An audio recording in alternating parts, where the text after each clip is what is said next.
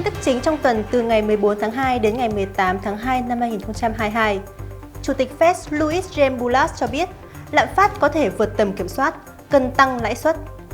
Quân đội Nga rút một phần binh sĩ, giảm căng thẳng với Ukraine. Từ ngày 15 tháng 2, Việt Nam mở lại thường lệ các đường bay quốc tế. Chính phủ đồng ý mở cửa hoàn toàn du lịch từ ngày 15 tháng 3. Kính chào quý nhà đầu tư đã đến với bản tin tuần của chứng khoán NH Việt Nam. Quý vị vừa điểm qua một số tin tức chính trong tuần vừa rồi. Vậy diễn biến thị trường chứng khoán tuần qua như thế nào? Sau đây chúng tôi xin được kết nối với anh Phạm Hải Hoàng, trưởng phòng phân tích của công ty chứng khoán NH Việt Nam. Vâng, xin được chào anh Hoàng ạ. Anh Hoàng thân mến, sau đây anh có thể tổng kết thị trường chứng khoán tuần qua được không ạ?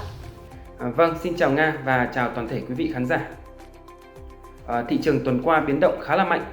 Cụ thể là VN Index đã giảm tới 30 điểm trong ngày thứ hai đầu tuần do lo ngại căng thẳng quân sự giữa Nga và Ukraine. Tuy nhiên thì đã trong xu thế tăng trở lại trong những ngày sau đó, sau thông tin là Nga rút một phần quân đội khỏi các vùng biên giới gần Ukraine. Tổng kết tuần qua thì VN Index đã tăng 3 điểm, tương đương với mức tăng là 0,2%. Điểm nhấn tuần qua có lẽ lại đến từ nhóm ngành ngân hàng.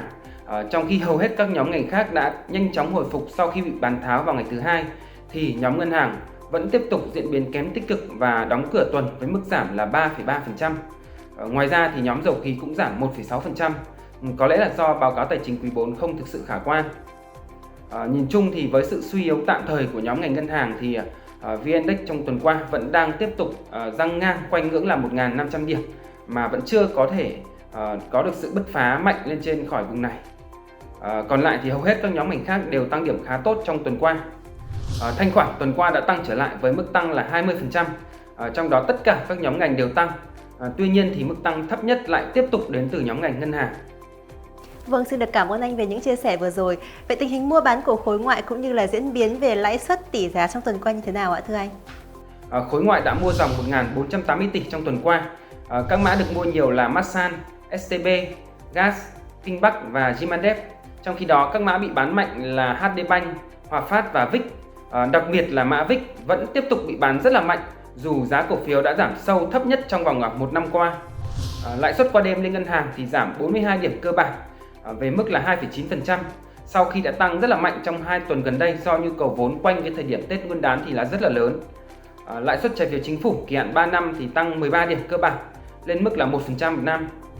Tỷ giá tăng 150 đồng lên mức là 22.650 đồng và 22.960 đồng cho chiều mua và bán. Vâng, vậy không biết là tuần này thị trường có thông tin gì mà nhà đầu tư cần phải chú ý không ạ thưa anh? Vào cuối tuần tới thì có lẽ các thông tin vĩ mô cho tháng 2 sẽ lần lượt được công bố. Trong đó thì thông tin được mong chờ nhất có lẽ là lạm phát trong tháng 2. Trong tháng 2 vừa qua thì giá xăng dầu bán lẻ trong nước đã tăng lên mức cao nhất trong nhiều năm qua do giá dầu thế giới tăng. Ngoài ra thì lạm phát trên thế giới cũng đang tăng rất là cao và đang gây ra rất là nhiều thách thức cho chính sách tiền tệ của các ngân hàng trung ương các nước. Bên cạnh đó thì tháng 2 ở Việt Nam thì cũng là thời điểm Tết Nguyên đán đang đến và giá của nhiều loại mặt hàng cũng sẽ tăng cao. Do đó thì có lẽ chúng ta cũng phải chuẩn bị sẵn sàng một tâm lý cho kịch bản là lạm phát tháng 2 sẽ ở mức khá là cao và đâu đó sẽ gây ra một số lo ngại nhất định cho chính sách tiền tệ của Việt Nam. Tuy nhiên thì theo chúng tôi lạm phát trong tháng 2 chỉ mang tính tạm thời và mang tính thời vụ thôi. Lạm phát sẽ dần được kiểm soát trong các tháng còn lại và thường chỉ tăng mạnh vào dịp cuối năm. Vâng, vậy anh có nhận định gì về thị trường chứng khoán trong tuần này không ạ? Có thể nói là VN Index đã đi ngang trong cái vùng từ 1.480 điểm đến 1.500 điểm trong thời gian quá lâu rồi. Từ khoảng tháng 11 năm ngoái đến giờ, tức là khoảng hơn 3 tháng đến gần 4 tháng rồi. Trong khi đó thì số lượng tài khoản mở mới vẫn liên tục ở mức rất là cao này. Dòng tiền từ tín dụng vẫn đang tăng mạnh để thúc đẩy tăng trưởng kinh tế. Do đó thì việc thị trường cứ liên tục gặp khó ở ngưỡng 1.500 điểm như hiện tại cũng là một cái gì đó mang tính là tương đối là khó hiểu và tương đối là khó khăn. Ngoài ra thì áp lực bán từ khối ngoại cũng không còn lớn như trước nữa. Thậm chí là trong vòng 3 tuần trở lại đây họ đã mua dòng trở lại rồi.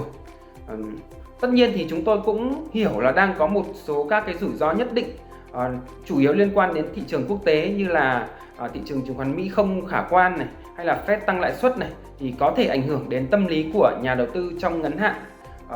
Tuy nhiên thì cái điểm mà chúng tôi muốn nói là xác suất thị trường giảm, thậm chí là giảm mạnh thì đã thấp rồi. Tuy là chúng tôi cũng không thể dự đoán được khi nào thị trường sẽ bùng nổ và vượt 1.500 điểm một cách thực sự thuyết phục, mà thực tế là có thể là chúng tôi đã vài lần dự đoán sai về việc thị trường đã vượt 1.500 điểm trong ngắn hạn rồi. Tuy nhiên thì theo chúng tôi thì giờ cũng là lúc để mua vào và chờ đợi sự bùng nổ thôi. Thời điểm xấu nhất của thị trường chứng khoán Mỹ, tức là Fed chính thức tăng lãi suất trong ngắn hạn đôi khi lại chính là thời điểm mà thị trường chính thức được bùng nổ, do các cái lo ngại liên quan đến việc Fed tăng lãi suất cũng đã dần được công bố rồi, và nhà đầu tư cũng không còn gì phải lo ngại nữa, và đó cũng là thời điểm có thể sẽ là thời điểm bùng nổ của thị trường chứng khoán. Vâng, rất cảm ơn những nhận định và chia sẻ vô cùng giá trị của anh. Vâng, xin cảm ơn Nga. Với những nội dung vừa rồi từ chứng khoán NH Việt Nam, chúng tôi hy vọng đã mang đến những thông tin hữu ích giúp quý nhà đầu tư có thể xây dựng được chiến lược giao dịch hiệu quả trong tuần này. Bản tin của chúng tôi được phát vào thứ 2 hàng tuần trên kênh YouTube Chứng khoán NH Việt Nam. Hãy đăng ký theo dõi kênh và nhấn vào chuông thông báo để có thể đón nhận những thông tin sớm nhất. Cảm ơn quý vị đã dành thời gian quan tâm theo dõi. Còn bây giờ xin chào tạm biệt và hẹn gặp lại quý vị trong những bản tin tiếp theo.